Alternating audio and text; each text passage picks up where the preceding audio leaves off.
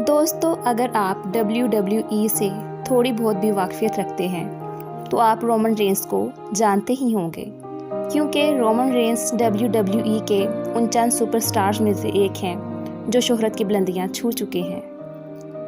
अस्सलाम वालेकुम नाजरीन, आपको NRTV की वीडियोस में खुश आमदीद कहते हैं।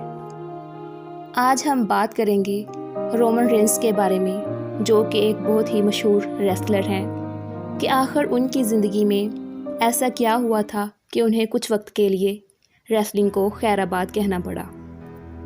22 अक्टूबर 2018 का दिन शायद रोमन रेंस और WWE के फैंस के लिए एक आफत से कम नहीं था, क्योंकि इस दिन इसके करोड़ों चाहने वालों ने दिल दहला देने वाली और उदास कर देने वाली खबरें सुनी।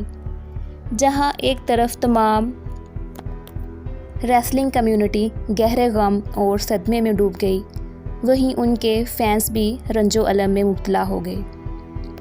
दोस्तों, आज की वीडियो बहुत ही जज्बाती होने वाली है, क्योंकि आज की वीडियो में हम रोमन रेंस के मतलब चंद चौंका देने वाली खबरें लेकर हाजिर हुए हैं।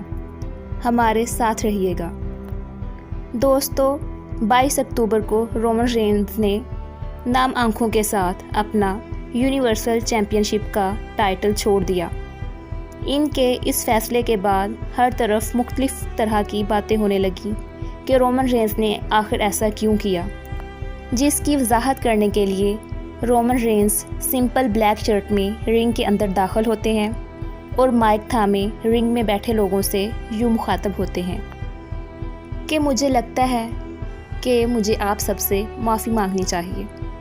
पिछले 4 साल से मुझे यही लगता था कि मैं एक फ़ाइटिंग चैम्पियन रहूँगा और बस रिंग में फ़ाइट करता रहूँगा और बाकायदा तौर पर WWE का हिस्सा रहूँगा, मगर यह सब सच नहीं था। असल सच ये है कि मेरा नाम जो है। मैं पिछले 21 साल से ल्यूकीमिया के साथ जी रहा हूँ। मुझे लगता था कि अब यह बीमारी मुझे परेशान नहीं करेगी, मगर बदकिस्मती से ये कैंसर दोबारा लौट आया है। इसीलिए मैं किसी भी सूरत फ़ाइटिंग चैम्पियन नहीं रह सकता। इसी वजह से मुझे चैम्पियनशिप से दस्तबरदार होना पड़ेगा। उनका मज़ीद ये कहना था कि जब मैं महज 22 साल का था, मुझे तभी इस जानलेवा बीमारी का एहसास हो गया था, और वो वक्त मेरे लिए एक बड़ी आजमाइश थी, क्योंकि मेरे पास ना तो कोई जॉब थी और ना ही रहने के लिए कोई मकान था। इस कठिन वक्त में मेरा साथ WWE ने दिया।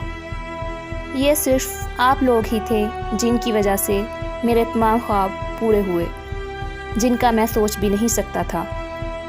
ये बात मेरे लिए कोई मायने नहीं रखती कि आप मुझे पसंद करते हैं या नापसंद, लेकिन मेरे लिए इतना ही काफ़ी है कि आप लोग मुझे रिएक्शन देते हैं। इस इमोशनल स्पीच पर लोगों ने रोमन रेंस को काफ़ी जज्बाती अंदाज में सपोर्ट किया और थैंक यू रोमन के नारे हर तरफ गूंजने लग गए।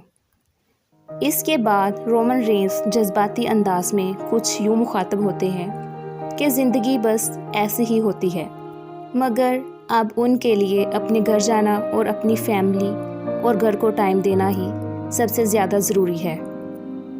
मज़ीद रोमन्स ये भी कहते हैं कि इसका ये हरगिज़ मतलब नहीं है कि ये मेरी रिटायरमेंट स्पीच है।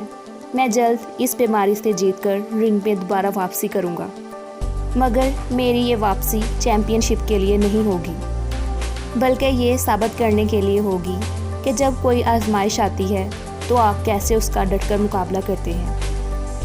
इसके बाद रोमन एक दफ़ा फिर लोगों को थैंक यू कहते हैं और लोगों को हाथ हिलाते हैं और लोगों को रोता छोड़कर चल देते हैं। इसके बाद हमें डीन एम्ब्रोस और सेथ रॉलिंस आते दिखाई देते हैं। फिर ये तीनों गले लगते हैं और रोते हैं। ये दिलफरेब नाज़र देखकर रिंग में हर आंख अश्कबार हो जाती है। जहां ये तीनों द शील्ड पोज बनाते हैं, वहीं सारा हॉल थैंक यू रोमन के नारों से गूंज उठता है। दोस्तों, अब हम जानते हैं कि रोमन को आखिर ऐसी कौन सी बीमारी थी जिसकी वजह से उसे अपना टाइटल, पैशन और करियर सबको खैराबाद कहना पड़ा। बदकिस्मती से मर्दाना वजाहत के मालिक रोमन रेंस को ल्यूकीमिया का मर्ज लाहक है। पर यह सवाल यहाँ पर उठता है कि ल्यूकीमिया का मर्ज़ आखिर है क्या।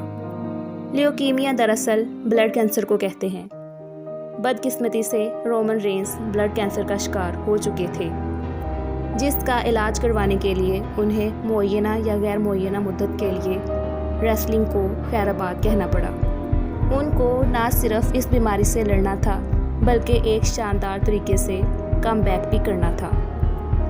तो नाजरीन, रोमन रेंस ने सच में इस बीमारी को शिकस्त दी और दोबारा रिंग में वापसी इख्तियार की। उम्मीद है कि आपको ये वीडियो बहुत पसंद आई होगी। अपनी राय का इज़हार कमेंट सेक्शन में ज़रूर कीजिएगा। अपना बहुत सारा ख्याल रखिएगा।